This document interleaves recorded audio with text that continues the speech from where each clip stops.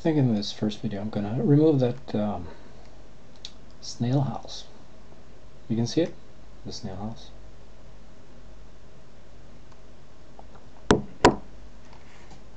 Okay, it's right here. So, well, what I could do, well, I always make a backup first. There's a new layer. What I could do is I could actually make this look like a rock. That might be an easier thing, and of course also it's made that way so that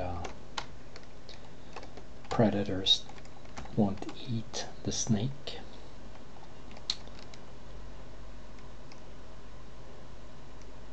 Let's see, how would we go about that? Let's see, if I think I would use a feather of 2 or something like that. In this case, it's a really low res reference. So yeah, this is kind of what I did in the old days, I guess. So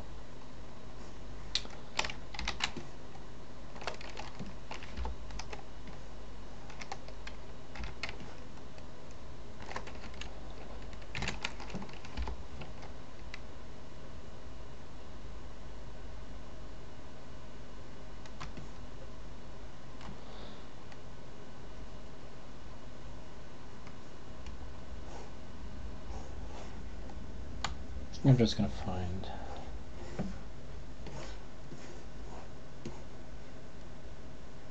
it doesn't really belong there, but okay, get this one copied here, and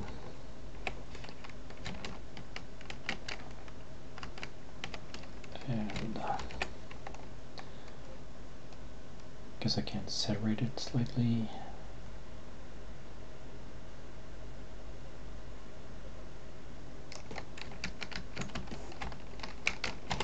What you also can do is, you can take this smudge tool and you can go for color, and then you can, I'm not sure if you can see it because this is a light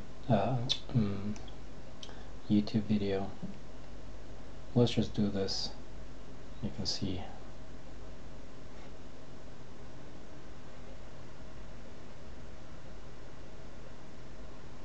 the color. Let's see, here we go. So you can see that greenish color, that JPEG artifact, and yeah, I often use a level adjustment just to see how the image really looks. So of course this is a bad JPEG, but so what you can do anyway is you can go to this layer, and in color mode for smudge you can just drag that out. See that? How it just fixes that color nice. You can of course also well, you can go like that. If I undo now, you'll see the difference between these two guys. But that's how you can smudge colors, and I use it more and more. Anyways, let's use the stamp tool. Just brush some of that out. So yeah, that's what I wanted to show you in regards to that. Okay, because that's not the best. Remember to put this back to normal. This is not the best example, really, on how to make a rock, but I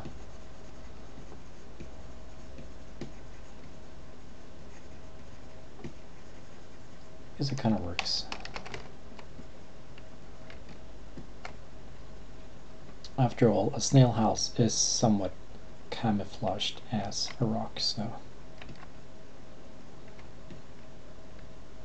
if you looked at that, if you saw that, would you know that this was a snail house? Probably not.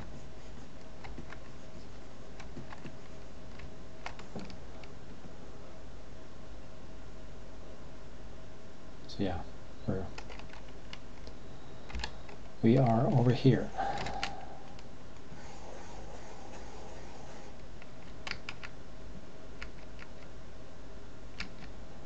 So that's one way to do it, and I think actually that probably is the best way, because the other way is simply copying a rock from another area of the image. So let's just yeah, like this. There we copy.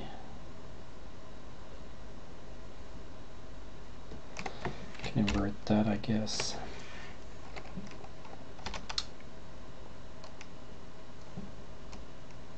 And you can either delete this by using a mask or using the eraser.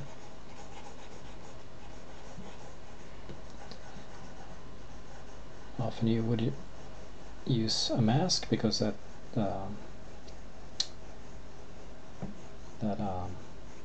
well, you can undo it. Of course, when you use an eraser, there's no way back. And sometimes, like in this instance, there's really no. Well, I'm too lazy to just click that button, really, and it wouldn't help me all that much anyway. So what I did here, I just deleted that. So basically now we have that. Click the small lock button here, and we'll use the stamp tool and just click an area and color some of that. Okay. Now we can make these guys visible again, and we can move this rock here over to this position.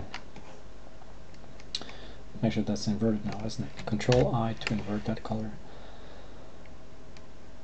And it's not big enough. I think I'll just make it slightly larger. I think I'll also rotate it so that it's not an exact match to the other one we have over here, like that. And once again, use the stamp tool because it's difficult to see, but I mean these patterns right here are already visible on the other rock. Probably you're never going to see it, but just to show you that how easy it is really to just get something going to make it look different. So yeah, this rock here now is now the same as that one, but they look kind of different. I can even make it more different by just changing the hue. We'll go to the greenish side and yeah, make it brighter. Now the thing is, when I make it brighter like that, you can see it will lose contrast. So you might have to adjust that slightly. So let's go like this, and preferably you already have an you're not working in 8-bit, but you're working in 16-bit. So it's like that. But still it looks a bit flat, doesn't it? So what we're going to do is we're going to go for effects here, and we're going to say a drop shadow. Distance none, because that seems to be well, actually we could push that slightly up and then change this angle here Because it seems like the distance is going in this direction, right, on the other rocks. So we can just offset that slightly. Size. Yeah, I want to have a pretty, yeah, I want it to be quite obvious, I guess maybe the word is.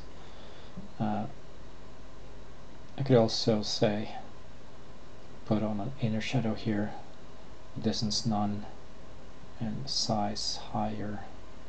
Multiply, I think I will go for overlay on that one. Should I? Yeah, maybe. Or should I go for darken? Or it's a bit difficult to see. Let's just push this up and see what. So we can see that darken is just a gray shadow sort of. Color burn. What kind of style should I go for? Maybe I should go for linear burn or overlay, linear light. Yeah, I think we're going for linear burn, and just push that slightly down.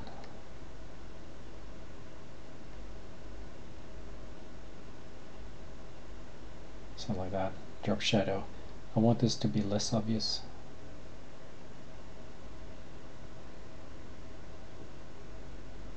Yeah, something like that. Okay, so if I undo, redo, then we'll see what the difference is.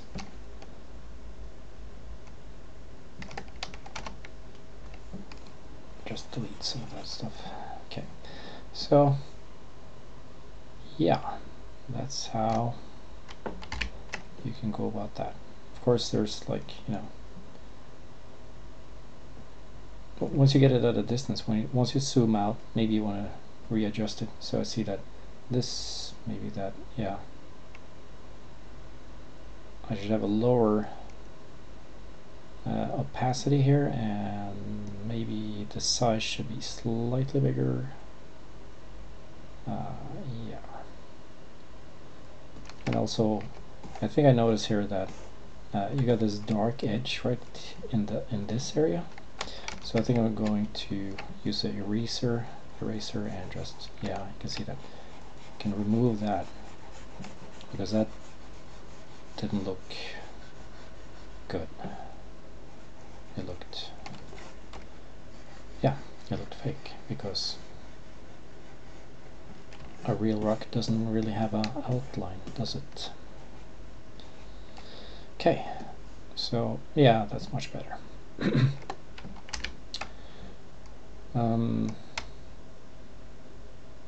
So yeah, again, this rock here is that rock there.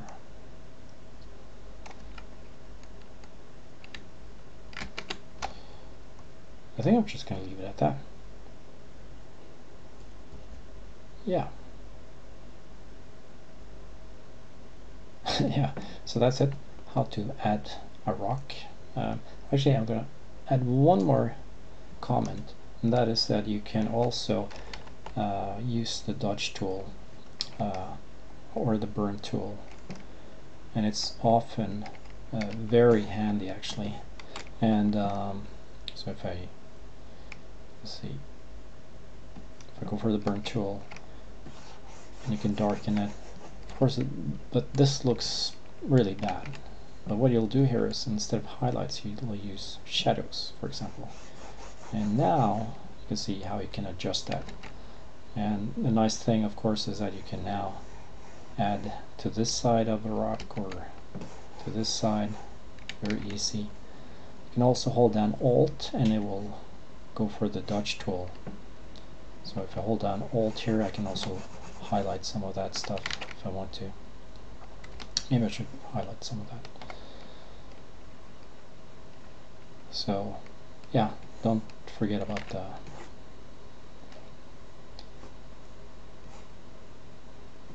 the burn tool. That can also be helpful.